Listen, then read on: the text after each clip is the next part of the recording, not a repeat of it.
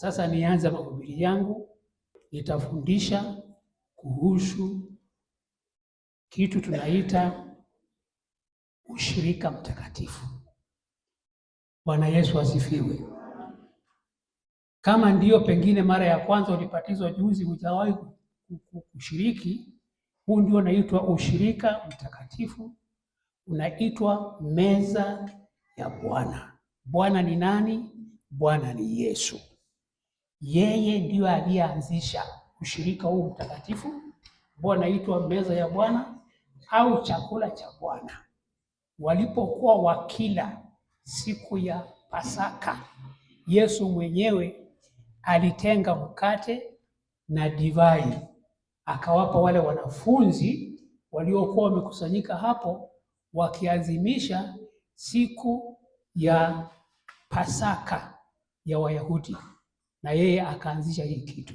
Twende pamoja na wewe katika kitabu cha Mathayo 26.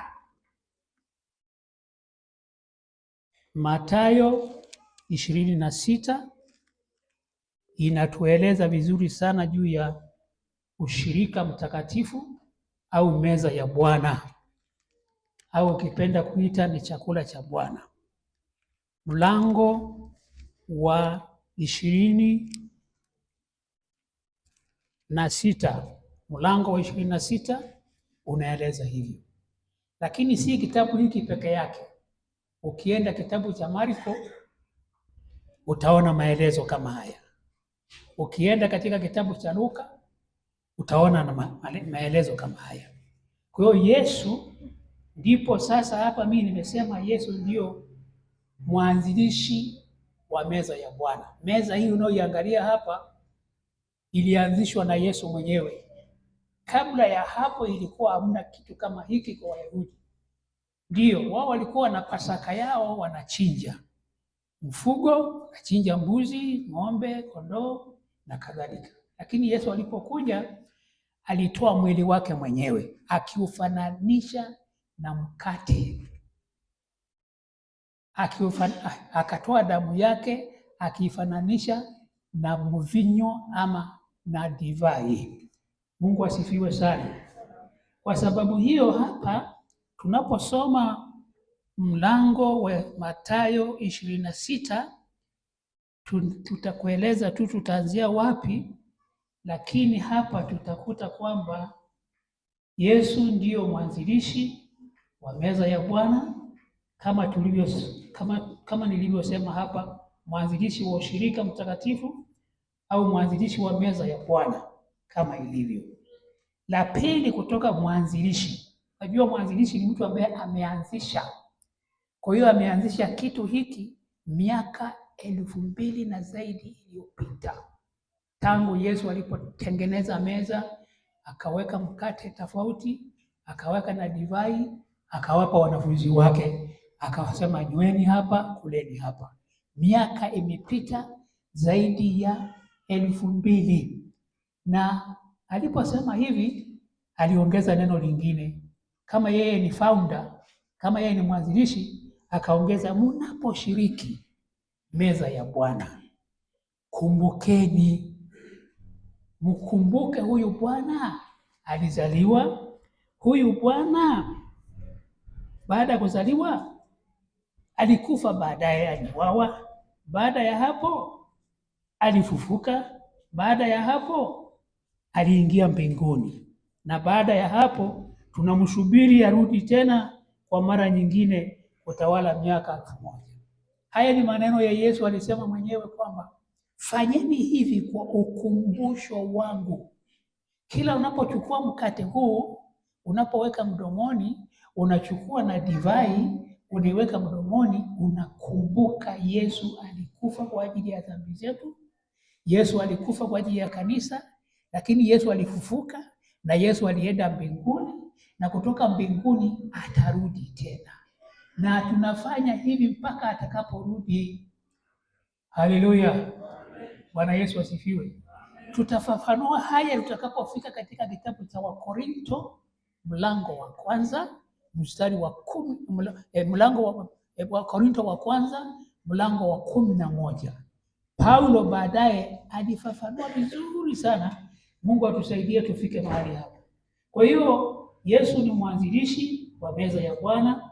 Alafu sasa Yesu pia tunaposhiriki tunafanya kukumbuka kwamba alikuwepo Yesu na kwamba alikufa msalabani na alizikwa na alifufuka na alipaa na alienda mbinguni, na kutoka huko mbinguni atarudi tena. Nimefundisha hivi mara kwa mara kwamba atakuja kama sio leo, anakuja kesho, na kesho pia tunasema anakuja leo, kama sio leo kesho, kama sio leo kesho. Mimi leo nina miaka mingi katika kanisa letu hapa tangu nimeokoka. Nasubiri Yesu kuja na ninaamini kwamba atakuja kabla sijafa. Lakini hata hivyo nikifa, basi Yesu bado anakuja. Haleluya. Yesu asifiwe. Lakini pia tunaposhiriki meza ya Bwana, jambo la tatu, tunajenga ule ushirikiano, fellowship.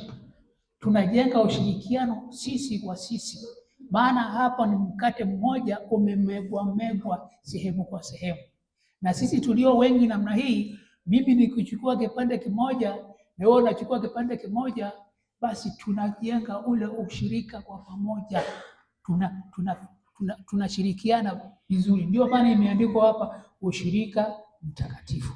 Tunakula, huyu anakula na yule, tunashirikiana, tunakuwa kitu kimoja, maana tunakula katika mwili mmoja na tunanywea damu moja ya Yesu Kristo. Mambo hayo matatu, wapendwa, muyakumbuke sana. Lakini niwachukue sasa nisome kidogo kwa taratibu katika mlango wa 26 mstari wa 17.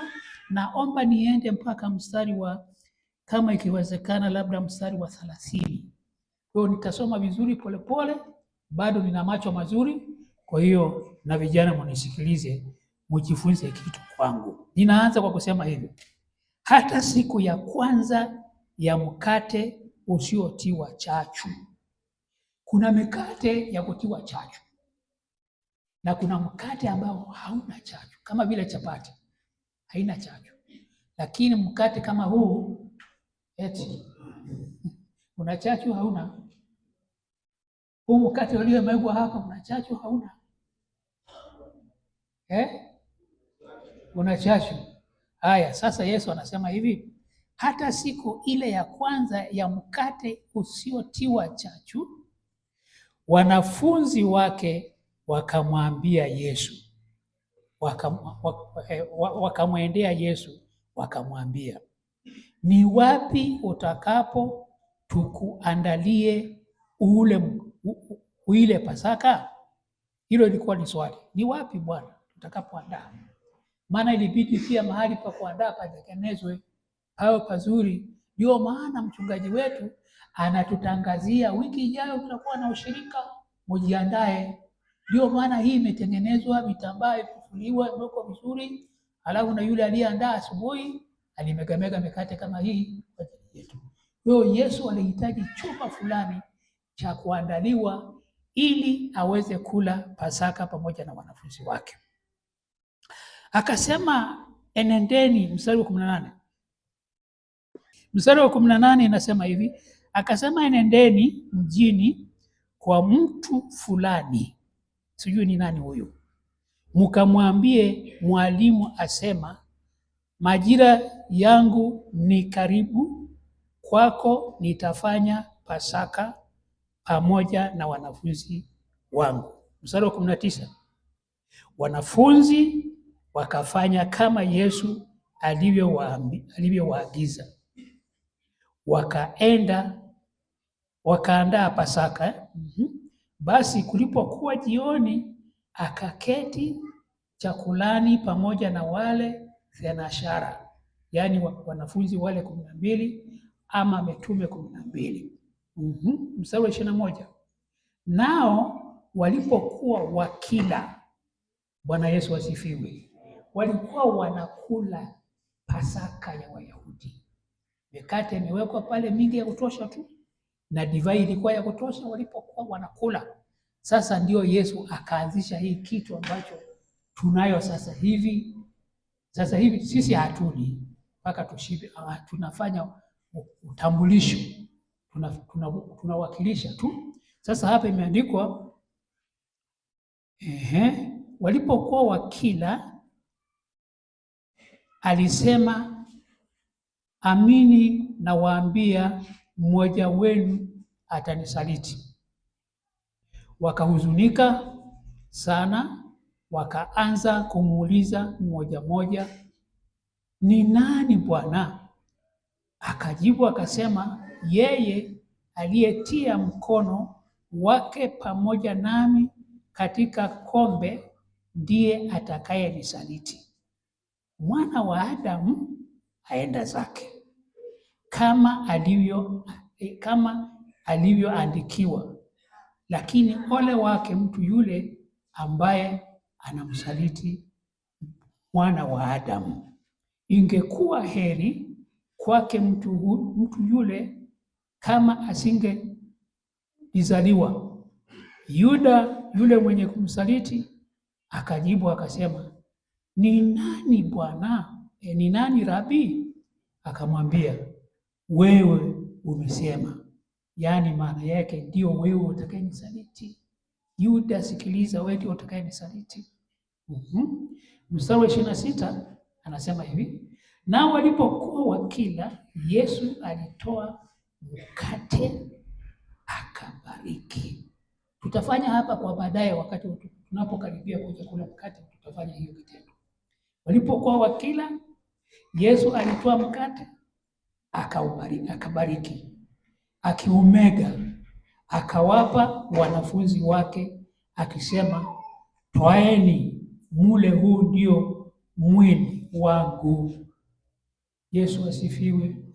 Tunapofanya hivi tunakumbuka huu ni kama mfano wa mwili wa Kristo Yesu. Yesu alitoa mwili wake kwa kufa, lakini sisi tunafanya kama kumbukumbu ya kufanya mfano, tunaita mkate huu kama mwili wa Yesu Kristo. Ijapokuwa zamani walifikiri kwamba Wakristo wanakula binadamu, wanakula nyama ya mtu. Sio nyama ya mtu, tunakula mkate kwa mfano wa Yesu kutoa mwili wake. Bwana Yesu asifiwe. Twaeni mule, huu ndio mwili wangu. 27 akakitoa kikombe, akashukuru, akawapa akisema, nyweni nyote katika hiki, kwa maana hii ndio damu yangu ya agano, imwagikayo kwa ajili ya wengi kwa ondoleo la dhambi. Yesu asifiwe. Damu ya Yesu ilimwagika kwa sababu ya dhambi zetu, ili atoe dhambi zetu. Agano la Kale walikuwa wanatoa damu ya mbuzi, damu ya ng'ombe, wanasafishwa madhambi yao. Lakini sisi katika Agano Jipya Yesu alitoa mwili wake na damu yake, ndio mambo yanakwenda mpaka sasa hivi. Mstari wa 29, lakini nawaambieni, sitakunywa kabisa tangu sasa uzao huu wa mzabibu, hata siku ile nitakapokunywa mpya pamoja nanyi katika ufalme wa Baba yangu. Hii ndio Yesu atarudi tena. Tukisoma mstari kama huu na tunamega mkate na tunachukua kikombe, tunakula, tunakunywa, tunakumbuka Yesu atarudi. Anasema mwenyewe tangu wakati ule, sijui ilikuwa tarehe ngapi, miaka 2000 na kidogo iliyopita, aliwaambia wanafunzi wake, siwezi kunywa tena hiki mpaka katika ufalme wa Mungu atakapo usimamisha tena ufalme wa Mungu hapa duniani. Bwana Yesu asifiwe. Mstari wa 30, nao walipokwisha kuimba wakatoka nje kwenda mlima wa Mzeituni. Yesu asifiwe. Haleluya. Huyu ndio mwanzilishi wa meza ya Bwana. Kama ndio mara yako ya kwanza kusikia, sikiliza sana mahubiri yangu haya. Ninaeleza polepole kama babu. Mimi sielezi haraka haraka sana, naeleza polepole ili usikie, lakini usilale. Si Yesu asifiwe? Haleluya. Sasa tukiendelea kufafanua mambo hayo matatu, kwamba Yesu ndio mwanzilishi, alafu tunapokula meza ya Bwana tunafanya ukumbusho, alafu tunapokula meza ya Bwana tunajenga ushirika. Ndio maana inaitwa ushirika mtakatifu. Inafafanuliwa sana katika kitabu cha Wakorinto wa kwanza. Twendeni sasa katika Wakorinto wa kwanza. Wakorinto wa kwanza mlango wa 11. Mlango wa 11 Wakorinto wa kwanza. Wewe mwenyewe utasoma yote hayo, naelezwa kuhusu ushirika mtakatifu au meza ya Bwana au chakula cha Bwana. Nimechagua mambo matatu hapo, ambapo jinsi ya kushiriki ushirika mtakatifu. Kwanza, tunapata nini? Pili, tunapata nini? Tatu, tunapata nini? Tunapoanzia mstari wa 17 mpaka mwisho pale, tunakuta mambo matatu yametengwa na Paulo, akieleza vizuri sana namna ya kushiriki, ambapo hata leo sasa hivi sisi tunaposhiriki lazima tujifunze vitu kama hivi. Kitu cha kwanza, kuna kula kwa hasara. Paulo anawaambia Wakorinto, mnakusanyika kwa hasara, mnakula meza ya Bwana kwa hasara, maana mnafanya isiyotakiwa. Kitabu cha Wakorinto wa kwanza, Paulo anasahisha mambo mengi sana katika kanisa la Wakorinto. Walikuwa wanafanya vurugu mambo mengi, ukianzia mlango wa kwanza mpaka mwisho huko. Paulo anasahihisha mambo mengi sana. Mojawapo ni hili la kula meza ya Bwana. Walikuwa wanakula isiyotakiwa, kwa hiyo wanakula kwa hasara. Tunasoma mstari wa 17. Tuanzie mstari wa 17 hapo mpaka chini hapo tutakapomaliza hapo. Lakini katika kuagiza haya na wasifu ya kwamba mnakusanyika si kwa faida bali kwa hasara. Unaona hiyo? Naomba nirudie mstari huo, na ndio mstari ambao unajenga ile hasara au kichwa cha neno, unakula kwa hasara. Anasema hivi, lakini katika kuagiza haya siwezi kuwasifu. Kwa hiyo hapa Paulo anasema hivi, siwasifu ya kwamba mnakusanyika si kwa faida bali kwa hasara. Nataka mkusanyike kwa faida. Bwana Yesu asifiwe. Na wewe unapomega mkate kwa Bwana, unapokula meza ya Bwana, tafadhali ule kwa kufuata utaratibu ulio mzuri, ili upate faida, usile kwa hasara. Hasara yenyewe tutaangalia hapa, imeandikwa tu wazi kabisa kwamba hii ni mbaya, hii si. Anaendelea kusema hivi, mstari wa 18, kwa maana kwanza mkutanikapo kanisani nasikia kuna faraka kwenu. Kuna faraka, mnajua sasa nini, mnafahamu maana yake. Kuna faraka, kuna mtawanyiko, kuna sio kupatana pamoja, huyu yuko hivi na yule yuko hivi. Nasikia, Paulo anasema nasikia, ninapopita Galatia, ninapopita kwa Waefeso kule, ninapokuwa Yerusalemu, nasikia kwamba kuna faraka kwenu. Nami nusu nasadiki, sio moja kwa moja, anasadiki ni kweli, si kweli sana, lakini mambo kama haya yapo. Kwa hiyo na sisi tunapokula meza ya Bwana, ile faraka itoke. Kama una neno na mwenzako, kama una neno na rafiki yako, angalia jinsi utakavyomeka mkate.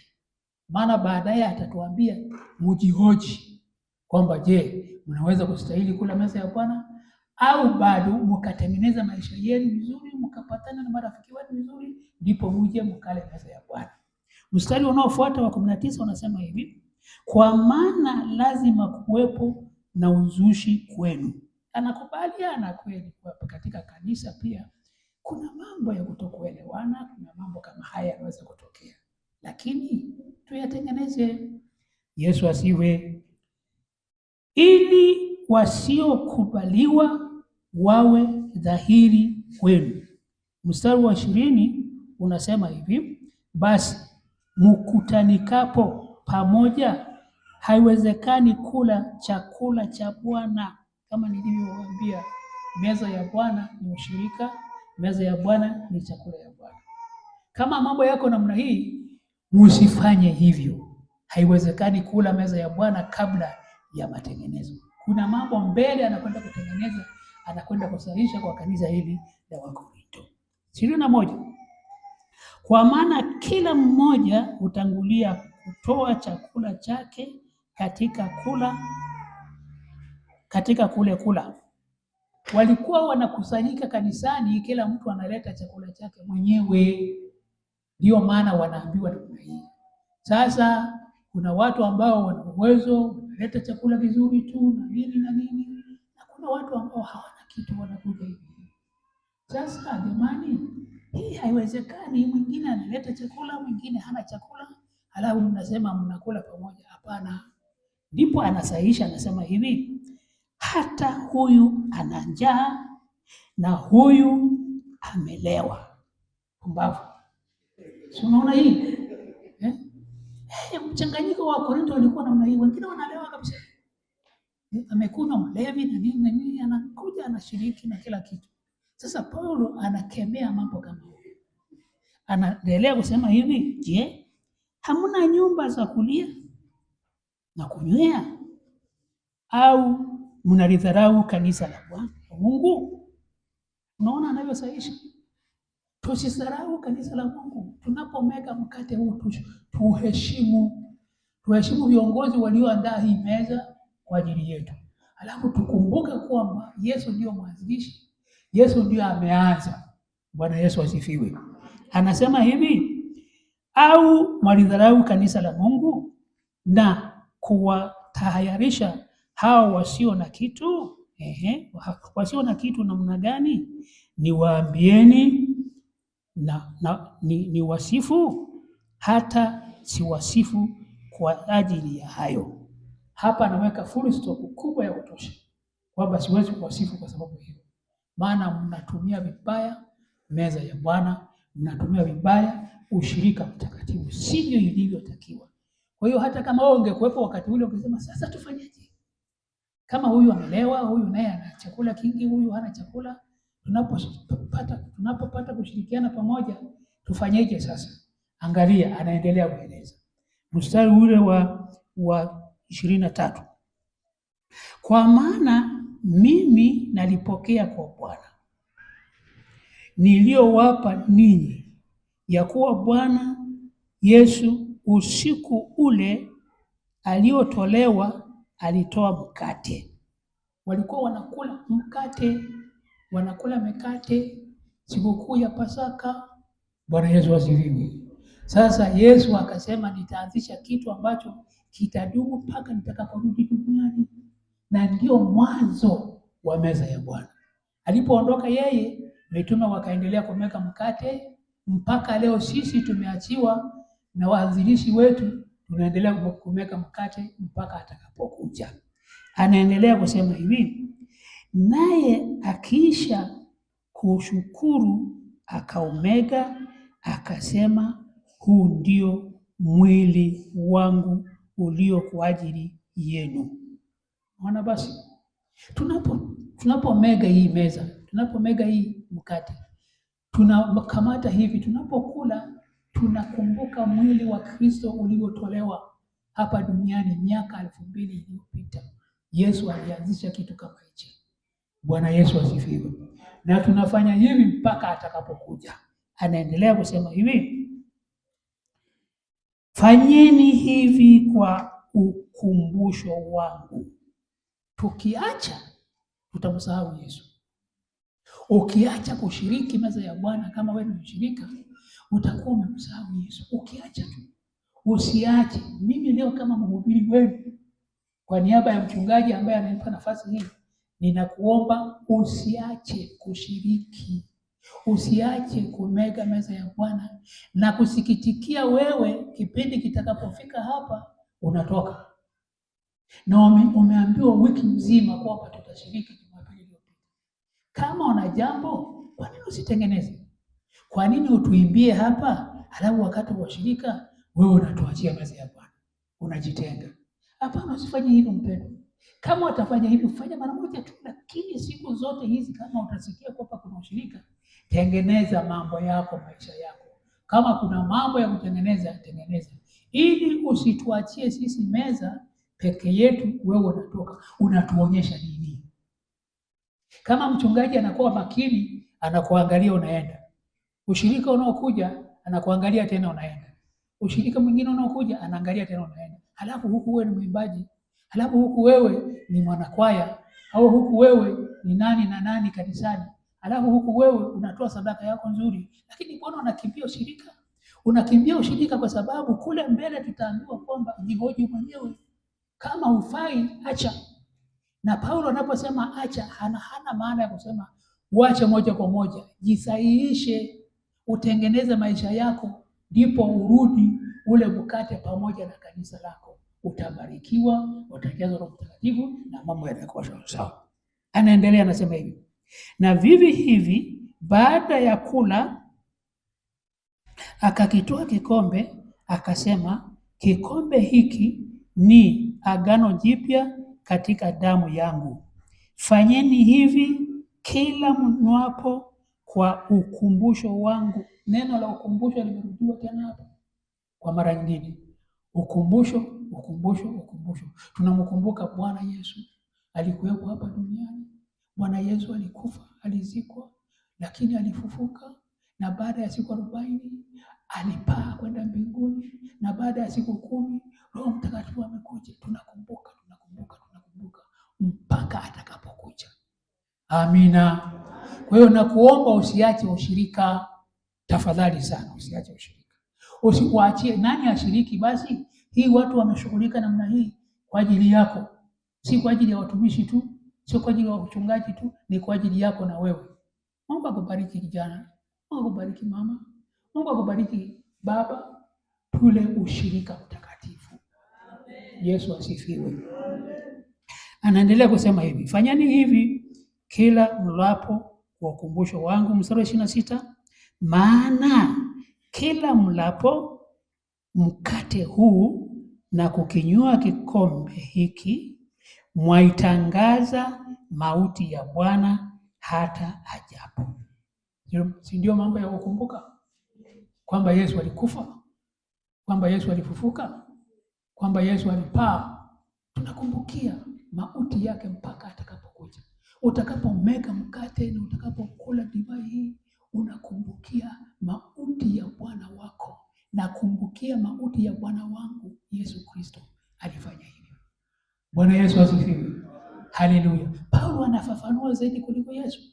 Tuliposoma kitabu cha Mathayo, Yesu hajafafanua kama vile Paulo alivyofafanua namna hii. Halafu mstari unaofuata 27, basi kila aulaye mkate huo au kukinywa kikombe hicho cha Bwana isivyostahili,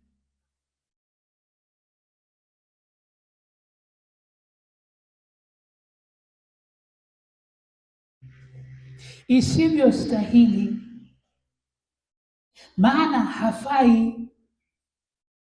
Isivyostahili ni wewe mwenyewe utajiona kwamba mimi sistahili kunywa kwa sababu ya makosa fulani, na kwa sababu ya hii na hii sistahili kunywa.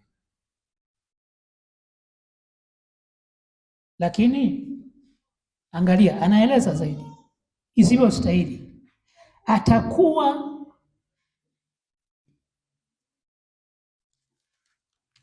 atakuwa amejipatia hatia ya mwili na damu ya Bwana. Kuna kujipatia hatia. Kama tutashiriki isiyostahili, tunajipatia hatia. Ndio maana inatangazwa. Ingawa tunajisahihisha kila siku, si lazima tungojee ushirika wa Bwana ndio tujisahihishe. Tunajisahihisha kila siku, lakini pamoja na hayo basi kama ni hivyo, inatangazwa kabla, wiki moja kabla, ama mwezi moja kabla. ili ujitengeneze. Kama una neno utengeneze, usije ukapata shida. Kuna mambo yanaelezwa hapa mabaya kabisa na ya kuogofya. Mstari wa 28, lakini mtu ajihoji mwenyewe, na hivyo aule mkate. Kabla hujachukua mkate hapa, jihoji mwenyewe.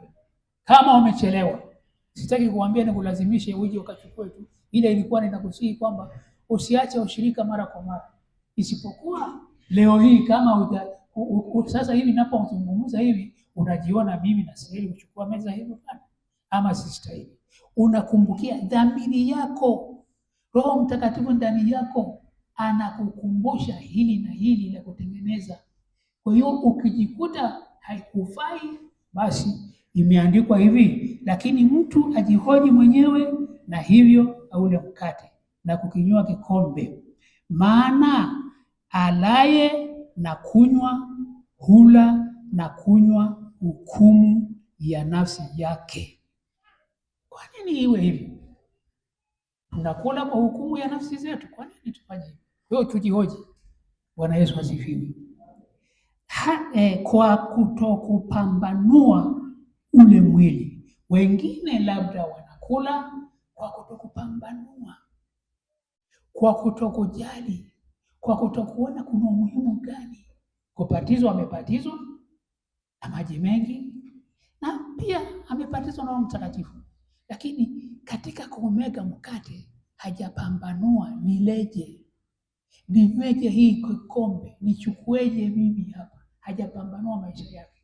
Kwa hiyo hapa Paulo anazidi kusema ujipambanue kidogo, ujifafanulie kidogo, ujielewe kidogo, ndipo sasa ule mwili. Mstari wa 30 unasema hivi, kwa sababu hiyo wako wengi kwenu walio hawawezi na dhaifu. Niweke breki kidogo hapa. Kumbe kama tunakula bila kujipambanua, kama tunakula bila kustahili, tunapata madhaifu hata ya mwili. Sisemi magonjwa yote yanatokana na hii, lakini Paulo anazidi kusema kwa kutokupambanua na kutumia meza ya Bwana vibaya, basi hata na wengine wanakuwa wadhaifu. Wadhaifu kwa namna gani? Na watu kadha wa kadha wamelala.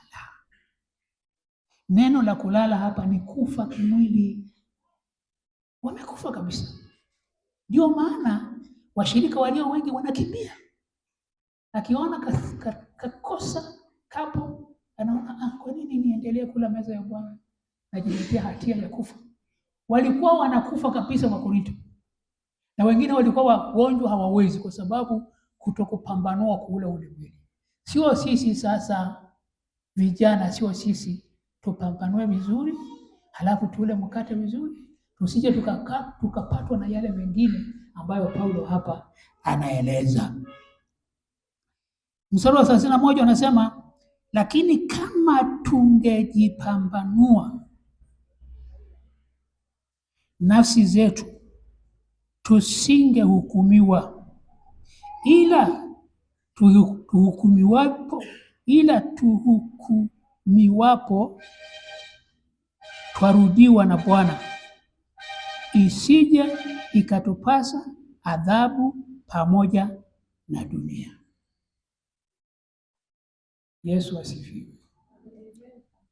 Haleluya. Nafikiri mpaka hapa tumeelewa kitu, si ndio? Yesu asifiwe.